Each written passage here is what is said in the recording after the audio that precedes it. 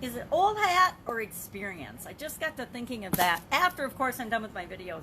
It's amazing. I do kind of an impromptu video every day about an idiom, what something means. And I do that for a couple of reasons. Number one, it gives me something to do, something new to talk about with my Supersize Your Business folks all the time.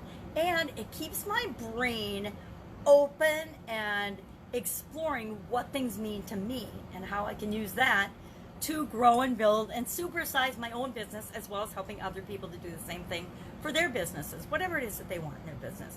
So I do an idiom every day, and today's was old hat. And I was thinking about old fashioned and what does it mean, and getting in a rut and all these negative things that are associated with old fashioned, out of date, not new, or too familiar. And I forgot about, well, if something is old hat, that's your genius zone. That's something you're awesome at. That's something you're familiar with, but maybe that's not a bad thing, right? Everything can be taken and looked at from different sides and different angles. And the way we look at things changes what we actually look at. So I can say, all right, well, I've had 40 some years of experience in manufacturing. I've had 40 some years of experience in business ownership. I've had, over a quarter century in corporate America. Is that now old hat for me? Or is that just experience? Now, some experiences are bad, some experiences are good. So I guess some things are too familiar and old hat, and some things are new and exciting, or we can draw from our experience to make things that we're familiar with new and revitalized, and to be curious about them again. I don't know. So I'd love to know what you think about the expression old hat and what it means to you. Get Up and Go Challenge today, day 11, was all about the P, which stands for progress, in our soap. And I forgot to show my soap even after I dropped it on the ground and had to go finding it. We use the soap framework to deal with changes and challenges in our life. And guess what? We all have them. We all have had them, thousands and thousands of them. And we're going to continue to have thousands of them going forward. So why not have an intentional success framework to guarantee that we end up better off after any challenge that we encounter than when we first entered it? Because guess what? That's entirely up to us. Absolutely, positively. Now, did I always feel that way? Of course not. Lots of challenges used to tip me over and drive me crazy, and I'd commiserate and feel like a victim and be mad and frustrated for days or maybe weeks or even sometimes years over something that had happened in the past. I know, not very mature, but guess what? We all do that. I am still getting over some stuff that I know consciously I should have been over a long time ago, but there's some hurts that run so deep that they really, they mar us and they mark us and they impact us and the decisions and the risks and the things that we'll do going forward. I am human. I'm no exception to that. And it's when I see that I'm stopping myself from doing something because of a past hurt or a past experience that I now want to consider old hat. I've been there, I've done that. I don't need to have that negative experience again, but how do I twist that and turn that and flip that over into working in my benefit and make that a positive experience?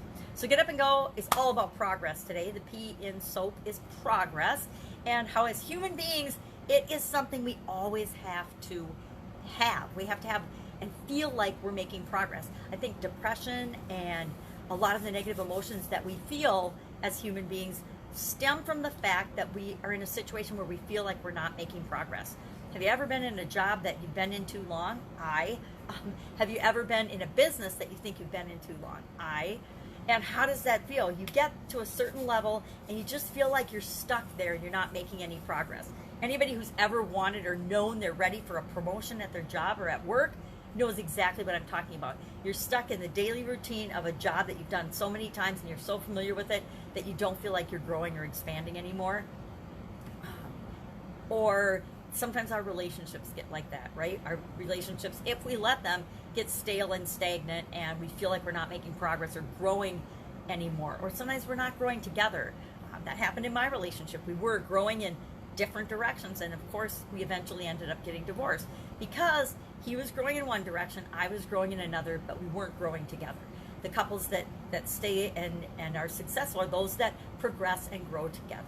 So progress is a really interesting, and I really didn't think about it that much until, I've always been doing it, but I never thought about consciously progress and how am I making progress, and breaking it down as part of a framework of how we actually move forward in our life. But now as part of the soul process and the challenge that I'm doing, I'm doing that every day. And I'm not just walking people through it. I am personally doing it in one area or aspect of my life right along with them every time. So guess what? Not only do I help other people do it, but I get to make progress every day too. So it's like a win-win-win-win-win for me and the people that participate and the world. So that's why I get excited about it. So progress for Get Up and Go Challenge, day 11.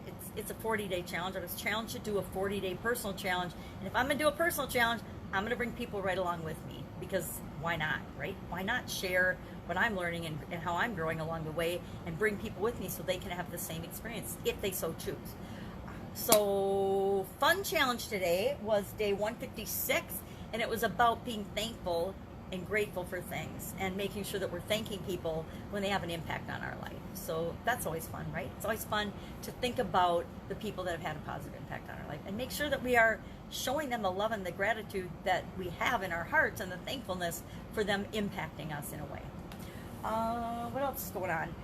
Granddaughter's going to be here any minute, so I need to hustle and get moving and rolling through my day. Branding, I think I mentioned yesterday, I am in a branding group to narrow my focus. And again, just like everybody else, we need outside influence and outside expertise for certain aspects of our life and our businesses at different times in different phases of development through our experiences. I've had lots and lots of coaches in my lifetime. I've got a long life, right? Long career, long history of business ownership, and lots of different coaches who've impacted me. Maybe someday, if anybody's curious, I could do a segment on all of the different coaches and mentors I've had over my life and my career, because they've definitely made a huge impact on me. Have I always done what they said, and have I always done exactly what I was told to? No, absolutely positively not. Did I learn from the times I did and didn't do the things that they suggested? Yes, of course I did. Sometimes I just wasn't in the right position, mindset, or whatever situation I was in to actually do it. And other times, and I consciously said, nope, I'm not doing this. I can't do this right now. And other times it's been, we've been running and having our coaches keep up with us. So it's fun. It's fun to have coaches and mentors that help and lead us through and guide us through and help us to get over the little stumbling blocks that might hold us up for weeks or even years, but they're like, oh no, that happened to me, do this, or try this. Might not work for you exactly like it worked for me, but it gives you a place to launch from, to start off from, to get ideas and keep moving forward and making progress. So working on that, and some other, parts of the challenge and my personal challenges, because we're always continuing. We're all a work in progress, right? I am always working on some area or aspect of my life and consciously working on it. Sometimes it's easy to slip into the trap, especially, I don't know about y'all, but I think the energy of the world has gotten really bizarre, and some of it affects more than others. I find my family tends to be really sensitive toward all the stuff that's going on in the world, and not in a good way. It negatively impacts some of us. And so we have to steel ourselves against that and guard ourselves and really be proactive in terms of what we are doing and what we are listening to, who we are hanging around with, and what we're thinking about as we go through challenging times outside of us. And we just remind ourselves that, guess what? Anything outside of us is outside of us. We get to choose how to respond to that. We cannot control it, but we can choose how we're going to respond to it. And that's all we ever have, right, for personal power, is how am I going to respond to some of the things that other people and other institutions and other organizations do that impact me and what I'm doing, but I'm going to figure out. I'm always going to figure out. There's always a way to figure everything out, right? I have yet to find a problem that I haven't been able to find a solution to. Now, does it mean I haven't struggled with problems and solutions? Absolutely. But as soon as we go from problem focus to solution focus, guess what? Everything opens up to us. The world and the universe opens up with all the possibilities, not just I'm focusing on the problem. This is what's wrong in my life. This is what's wrong in my business. This is what's wrong with my relationship. This is what's wrong with my health. To, all right, I'm getting down to the core and the root cause of that. Here's the root cause of that. Now, what are my solutions to that root cause? Not what are my solutions to the symptoms. What are my solutions to the root cause? And one of these days I'll share stories with why I am so adamant about root cause solutions, not just Band-Aids to things. That's it. Have an absolutely fantastic, amazing day. If I can help you in any way, ask in the comments below. Say I might not know the answer, but I guarantee I can point you in the right direction of the person or the resource or the thing that can get you the answer that you need. Take care, and I will be with you tomorrow.